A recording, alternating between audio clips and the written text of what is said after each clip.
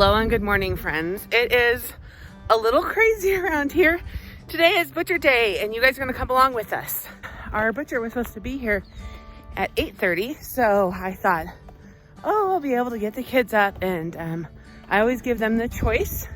As I'm giving you guys, this is a butchering video about some of our steers, so you make the choice whether it's something you want to watch and see. It's not gonna be super graphic. I'm not gonna show a lot of the gory details, but it is about our cows and the butcher coming out and kind of how he does things and his setup and why raising our own meat is important to us. I know I'm a little out of breath, but I'm hurrying because our butcher showed up an hour and a half early.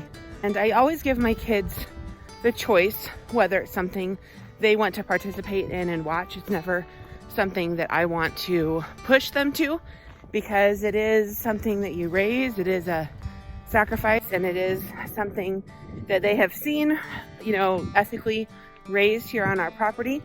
And so I let them come if they want to. My little kids have always participated with us, but this year they've both decided they don't want to, which is absolutely fine. My oldest son is all in. He actually has watched the butcher. Hold please, we need to take a sip of coffee. I want to apologize ahead of time for the wind today. I try to not film on windy days, but today the butcher's here, so I can't really reschedule that. My oldest son, as he has watched our butcher come out for successive years, has talked sometimes about becoming a butcher, so he is all into the whole process. Our butcher comes in and he does everything. He comes in with a mobile truck that I will show you. He and he disposes of the animal. He actually does the killing. He, you know, guts it right here, quarters it, and hangs it in his truck. So I am really excited about sharing this with you guys. It's going to be a fun video. Come on along. Whew, it is cold. My hair was still wet. So we already have one down. We still have two more that are out here. We actually have 3 steers on the property right now. 2 of them are for friends and then that we've been raising, and then 1 is for us. We got these guys last year as steers. The interesting thing right now with COVID is that so many people are making the choice to raise their own beef or their own animals in general, you know, pigs, those kind of things, that the butchers in most of the country are overwhelmed. They are having a really hard time getting to all of the people that are raising their own animals. So usually, you know, a month or so before we're ready to butcher, we call our butcher up who's been doing our stuff for us and book a day for him to come out. Well, we wanted to slaughter these guys in the fall, like early winter, late fall, so we wouldn't have to hay feed them throughout the entire winter. And he didn't have an availability for slaughter until March. And just, he is so overwhelmed. I was actually just talking to him and he said his first availability right now is May. He ended up having to incur a lot more expense off of these guys. They're each probably eating about $100 worth of hay a month. You know, December, January, February, March, we're paying to feed them all hay. So we definitely paid more in feed for these guys than we have in previous years, just because of the butcher shortage and we couldn't get them down earlier. 100% grass feed our cows. A lot of times people will grass feed a cow and then they will grain finish them. We don't grain finish them. We just give them what is completely natural for them to eat. So during the summer, they're out on pasture where we have irrigation water that comes down, and then in the winter they eat hay. I don't want to gross anybody out, and I know this is something that's very new for a lot of people, so I am trying to be sensitive to that. After he's done with this first cow, I'm going to show you his setup, because he has like a mobile butchering station where he hangs them in the back. It's all refrigerated. He'll gut them, skin them, quarter them, all of that stuff right here, put them into this cooler. Then he takes them down to his butcher shop, and this meat will hang for a certain amount of time depending on how much it weighs and how much fat content it is and stuff. These actually hang for less time than a cow that had grain, because the cows that are grain finished have a lot more fat in them, and that gives a chance for the meat to relax, and then they butcher them down there.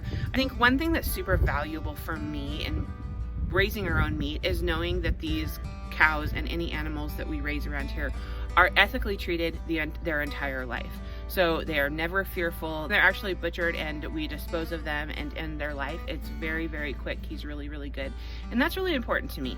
I encourage you and don't encourage you all at the same time to start looking into the meat processing business.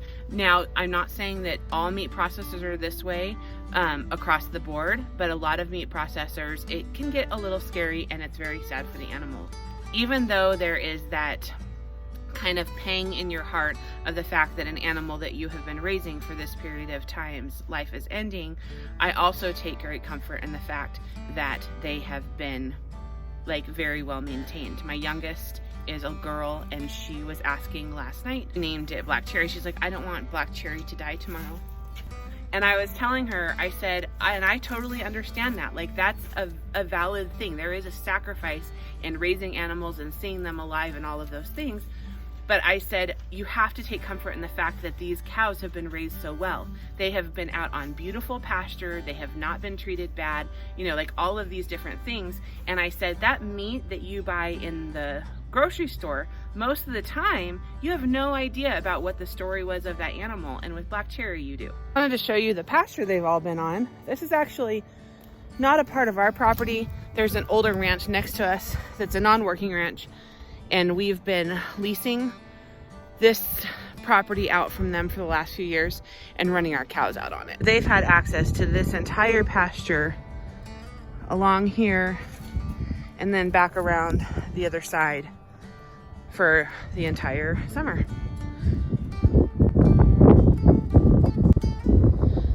See that man right there? That is my dad. You won't see him a ton on camera, but he is the one that makes this kind of stuff happen.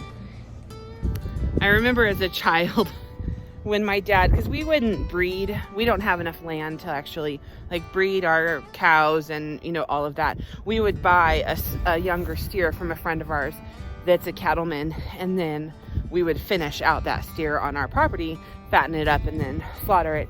But whenever my dad would bring home a cow and I would look at it, I was like, oh, Dad, why did you pick the cute one? Like, I always thought, like, go pick the most unfortunate looking one so that I didn't get as attached. But an animal is an animal. And, you know, it was a good lesson. It was a good lesson for kids to know that those packages that you get from the store come from something that's alive, come from something that had to give its life in order for you to have this delicious dinner.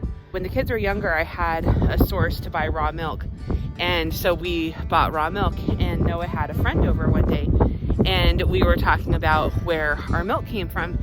And, you know, my kids were able to go out to her small dairy and milk her cows and stuff. And Noah was telling all of this.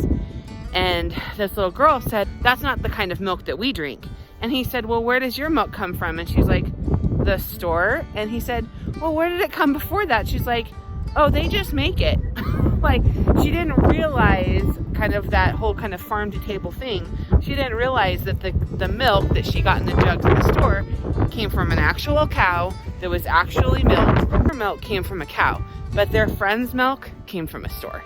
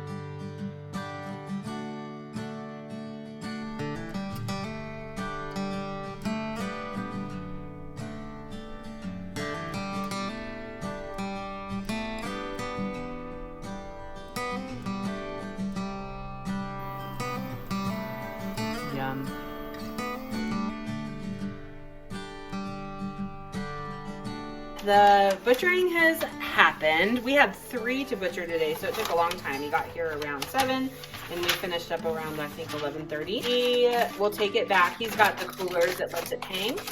And so these beef cows, they're not as big as they would have been if we would have slaughtered them in the fall. Unfortunately, even though we feed them really heavy in the winter, just them keeping up their body temperature and it being cold and everything makes them lose fat. They will probably hang in his shop for 7 to 10 days, and he does all the packaging. But every time when he comes, the organ meats, he leaves for me. So I do all the packaging of the organ meats. So we don't care for liver.